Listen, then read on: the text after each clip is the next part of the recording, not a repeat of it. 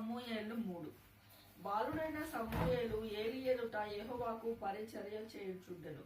ఆ దినములలో యెహోవా వాక్కు ప్రత్యక్షమగుట అరుదు, ప్రత్యక్షముగా తరచుగా తటస్థించుటలేదు.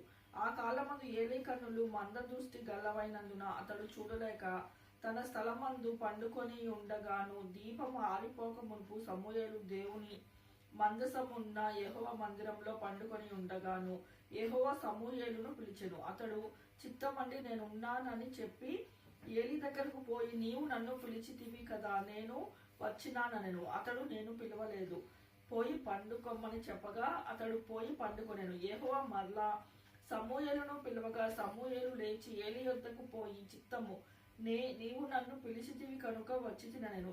అయితే అతడు, నా కుమారుడా, నేను నిన్ను పిలవలేదు, పోయి పండుకొమ్మనెను. సమూయేలు అప్పటికి యెహోవాను ఎరగకుండెను. యెహోవా వాక్కు అతనికి ఇంకా ప్రత్యక్షము కాలేదు. యెహోవా 3వ మారు సమూయేలును పిలవగా అతడు లేచి ఏలి దగ్గరకు పోయి, చిత్తము నీవు నన్ను పిలిచితివే, ఇదిగో వచ్చితిననగా ఏలి, యెహోవా ఆ బాలుని పిలిచినని గ్రహించి, నీవు పోయి పండుకొమ్ము.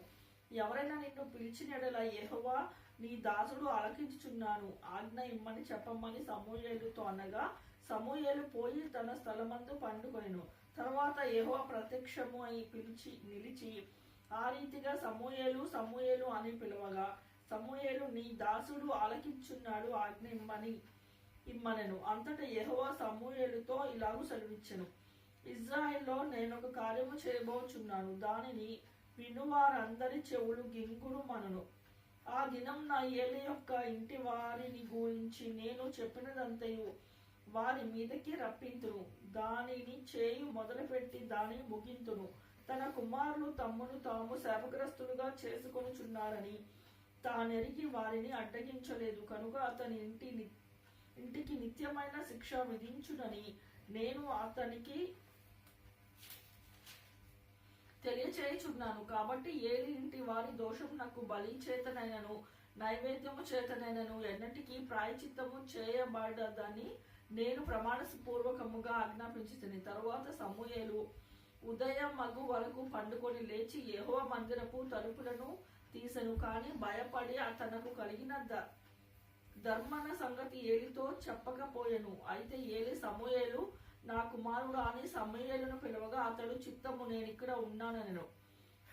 ఏలి, నీతో యెహోవా ఏమి సెలవిచ్చెనో మరుగు చేయక దయచేసి నాతో చెప్పుము. ఆయన నీతో సెలవిచ్చిన సంగతులలో నీవు ఏదైనా మరుగు చేసినట్లా అంతకంటే అధికమైన కీడు ఆయన నీకు కలుగచేయునుగాక అని చెప్పగా సమూయేలు దేనిని మరుగు చేయక సంగతి అంతయు అతనికి తెలియచెప్పాను. ఏలి విని, సెలవిచ్చిన వాడు యెహోవా తన దృష్టికి అనుకూలమైన దానిని ఆయన చేయునుగాక అనెను. సమూయేలు పెద్దవాడు కాగా యెహోవా అతనికి తోడైనందున అతని మాటలలో ఏదియూ తప్పిపోలేదు. కాబట్టి సమూయేలు యెహోవాకు ప్రవక్తగా స్థిరపడినని దాను మొదలుకొని బెయేర్షెబా వరకు ఇజ్రాయేలందరూ తెలుసుకొనిరి. మరియు షిలోహులో యెహోవా మరల దర్శనం ఇచ్చుచుండెను. షిలోహులో యెహోవా తన వాక్కు చేత సమూయేలునకు ప్రత్యక్షమగుచూ వచ్చెను. సమూయేలు మాట ఇజ్రాయేల్ అందరిలో వెల్లడి ఆయెను.